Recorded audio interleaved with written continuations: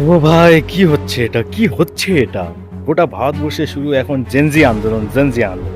এই যে দেখুন, এরাও কিন্তু জেনজি আন্দোলন শুরু করে দিয়েছে কর্ণাটক, পাঞ্জাব এবং কেরলের প্রদেশের বিরুদ্ধে। এদের দাবি যে এরা ওখানকার শিক্ষামন্ত্রীগুলো পদত্যাগ করুক, তারাও চিটিং করেছে এবং পেপার লিক করেছে। দেখুন পুরো ভিডিওটা পড়ে আমি বলছি। आज हम सभी राष्ट्रपति के नाम का ज्ञापन एसीपी सर को देने वाले हैं। अगर हमारी मांग पूरी नहीं होती है, कर्नाटक, केरल, पंजाब, झारखंड के शिक्षा मंत्रियों का इस्तीफा नहीं होता है, तो हम सभी छात्र शांतिपूर्ण तरीके से आमरण अनशन करेंगे और पूरा इन चारों राज्यों के शिक्षा मंत्रियों को उखाड़ फेंकने का काम करेंगे। এবার আপনারাই বলুন, এই দেশে কি এখন শুধু জেনজি আন্দোলনই সরকারকে একমাত্র বশ করতে পারবে, নিজের কথা মানাতে পারবে? আইন প্রশাসন বলে কিচ্ছু নেই। জানাবেন নিজের মতামত।